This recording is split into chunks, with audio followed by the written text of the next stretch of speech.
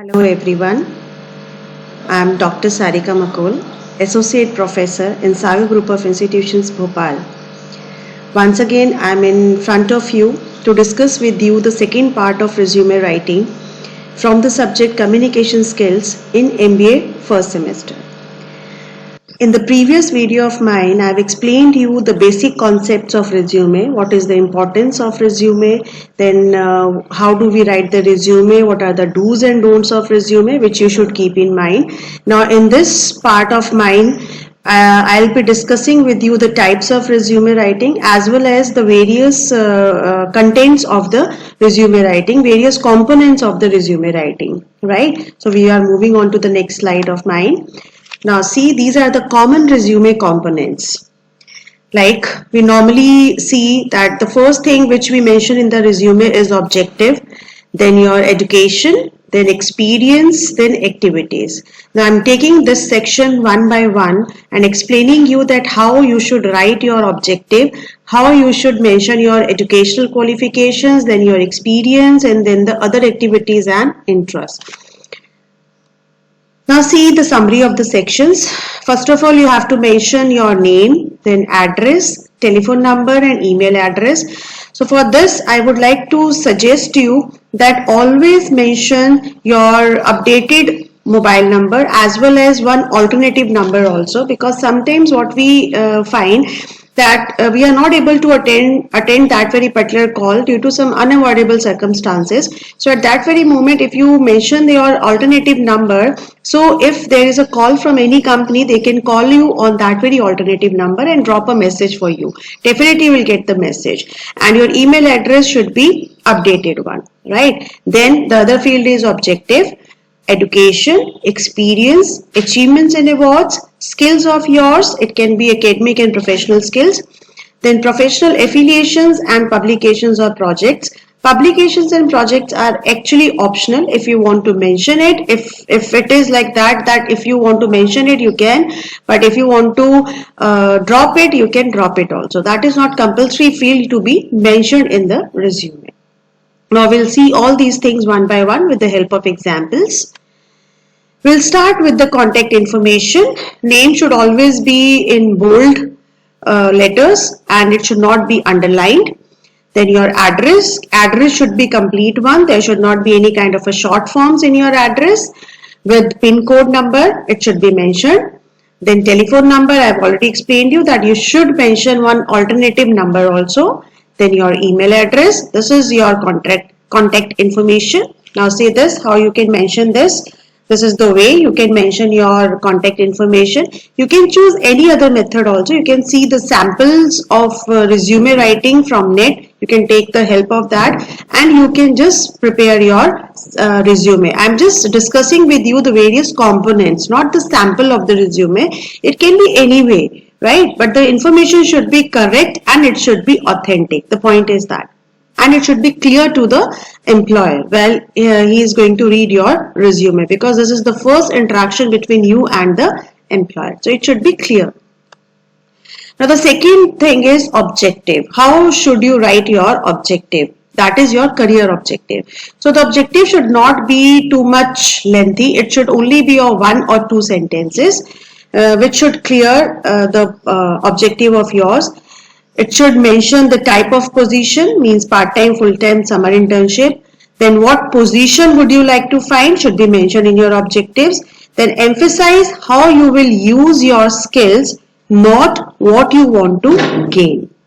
Always write your objective so that it should emphasize that what kind of skills you can use for the particular organization, not what you want to gain from that very particular job profile. Now see the example. Like to obtain an entry-level human resources position. This can be a one-liner objective. Now see this certain tips for writing your objectives. Do not be needy. Your objective should not show that you are very much needful of that very particular job. Like see this example. To obtain a position that will allow me to advance my potential while seeking new challenges. See, this kind of objective shows that you are very much in need of that very particular job because you want to gain something from that very job rather than giving something to the organization. So if you write this kind of objective in such a manner like this, always show in your objective what you want to contribute to the organization with the help of your skills. Now the objective can be like this: an entry level position. Now see, I've explained you that you have to mention the type of position as well as what position would you like to find, and emphasize how will you use your skills. These are the three things which you have to mention in your objective. So an entry level position in mechanical engineering, this could be able to explain what kind of position you would like to have, where strong leadership ability and good communication skills are needed. So this can be your one of the objective where you can contribute your leadership ability as well as good communication skills. Second can be like this: Vice President of Aerospace Engineering in an agency where extensive knowledge of thermodynamics and heat transfer are needed. Now see, what I have told you, that you have to mention type of position, what position would you like to find, and emphasize how you will use your skills. So these three things are mentioned in these two types of objectives. So you can write in this very manner so that all these three things can be mentioned in your objective, so that it should look like that you want to contribute something in your objectives rather than you are in a need of that very particular job. Right? I suppose I am able to clear you about that how you should write your objectives in the resume. Now the another thing is, use accomplishment statements which shows either in the form of PAR or ABR. PAR means problem, action and results. These two models you can use to help craft your accomplishment statements. Accomplishment statements means your achievement statements, which should mention in such a manner like, first of all, it should mention the problem, then what kind of action you would like to take and what would be the results of that very particular action of yours, or in the form of action plus benefit is equal to result. So any of the two models you can use to write your accomplishment statements. Now see the example how you can write it.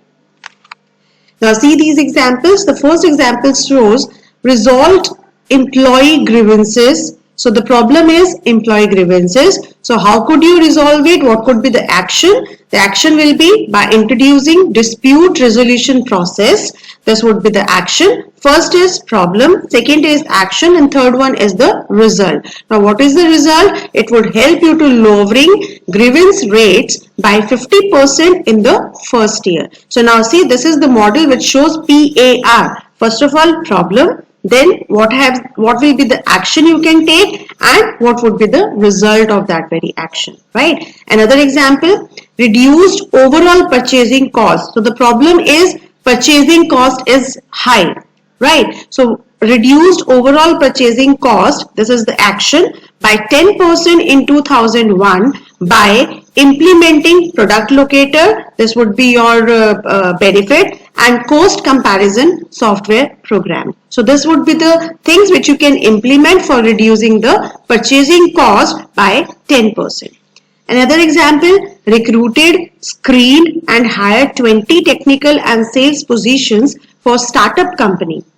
Successfully organized team in 3 months, exceeding expectations and allowing company to launch new product line 6 months earlier than expected. So this shows your result that after recruited or screening of the 20 technical and sales positions for the startup company, you have successfully organized team in 3 months, exceeding the expectations, and would able to launch new product line within 6 months. So this would be your expected result. So if you write your accomplishment statements in such a manner, so that would give a very good impression on the employer or the person who is going to read your resume, right?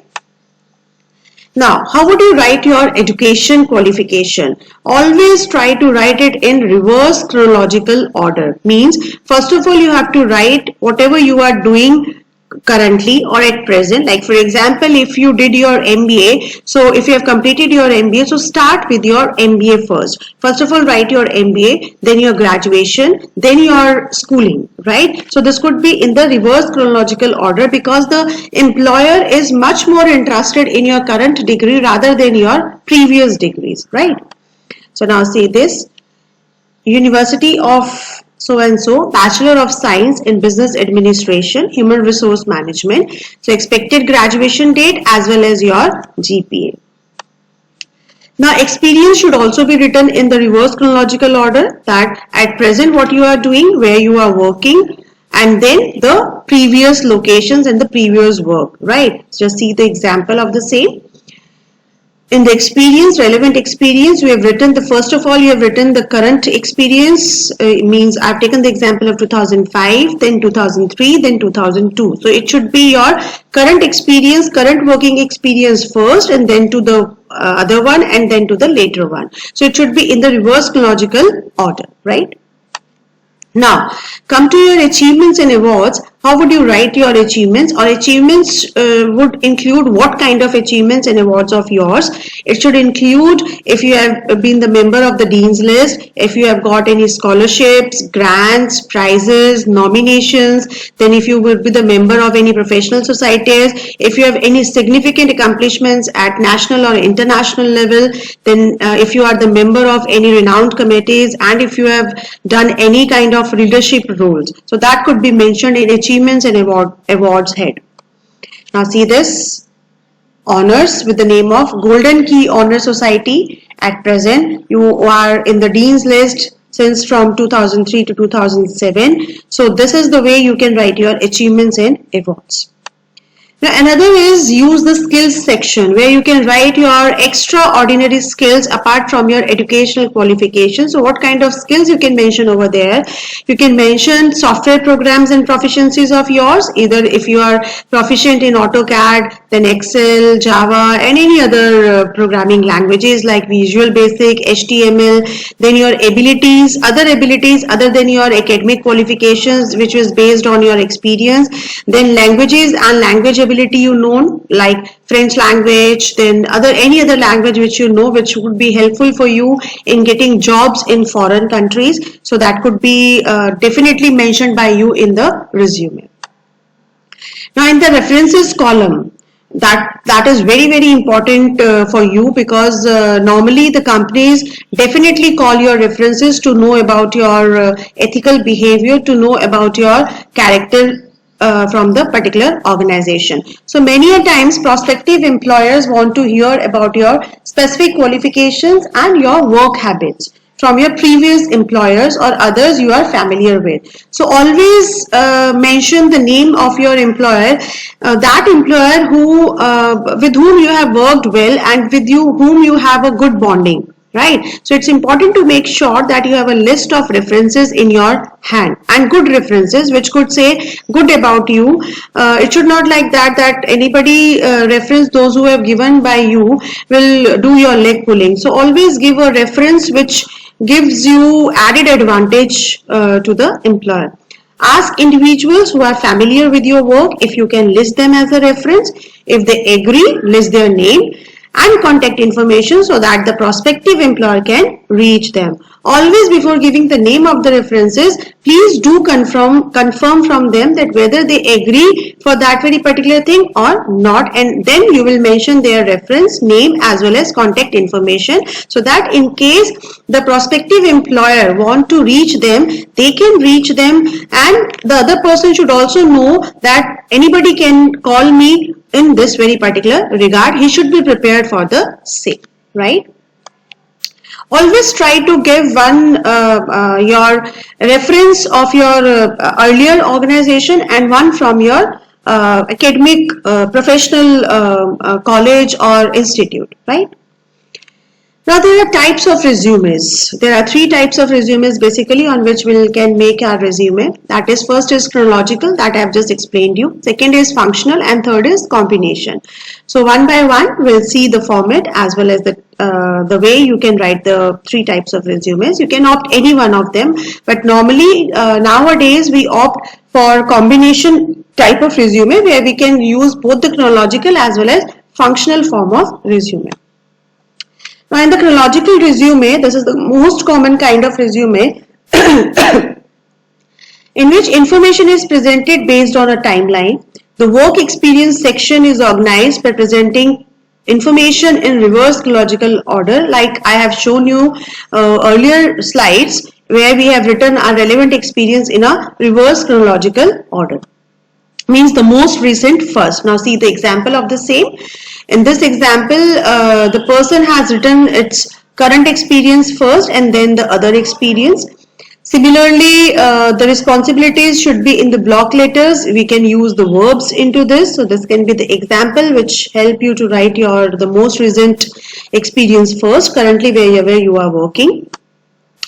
Now the functional resume, the only difference between chronological resume and functional resume is this: they differ by the way they present work experience.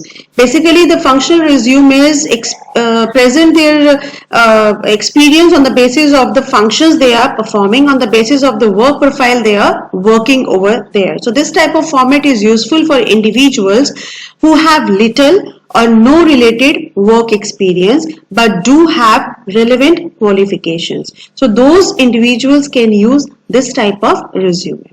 Now see the type of resume, how you can write. Like see, in this we have written education, BA Business Administration from this and this university. You can use action words, like I have told you in my first video of resume writing, that always who are freshers, then they have to use some action words, right? So to clear their things, right? I've given you the examples also of the same. So this way you can write your work history, like from 1980 to 1981, 78 to 80, 76 to 78. So this can be the way you can write your functional resume, means on the basis of the profile you have performed over there rather than your work experience. Maybe it can be there that you have not that much work experience, but you have done the work in a very good way, in a very functional way. So you can write your functional abilities over there, like you worked as a sales manager for this and this way, you worked as a marketing consultant. So these are the functional based resumes. Now the modified means the combination resume, where you can use both the types of resumes, like functional as well as chronological. So see where you can use the chronological. A modified chronological resume highlights your skills, experience and merges the chronological as well as functional styles by grouping your knowledge, skills and abilities. Basically we use the combination of the both. You can just mention your functional styles also, that what are the key responsibilities you will be taken care of in the previous organization, and then the key responsibilities you would like to take care of in the current organization, right? So you can mention like that only. Now, what is the importance of resume? I hope that after doing all the components clearly or with the help of examples, I'll be able to do justice with the resume. So now you can just yourself find out how important a resume is to get a job. Basically, resume is helpful in getting you the good job. So you can say that it is the backbone of job application, because it contains the whole information of yours, that is the ethical information. Basically, it publicizes yourself in front of the employer. It creates first impression, which is the long lasting impression. Normally we say that first impression is the last impression, but I would definitely say that the first impression is the long lasting impression. So it creates that kind of impression. Then obviously with the help of resume you can highlight your capabilities like anything.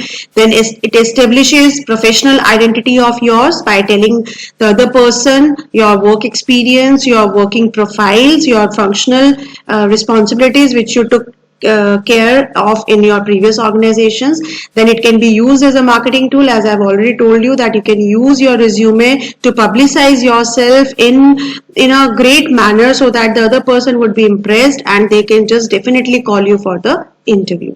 It helps in shortlisting candidates. Obviously, it is very helpful for the organizations in shortlisting candidates, because as you know that for one job, so many of resumes we get, but we know that every resume or every person is not eligible for the particular job, is not fit for the particular job. So these kind of resumes will help the organizations, will help the employers to shortlist their candidates so that they can be able to find the right person for the right job. So thank you so much. I hope this would help you in making your things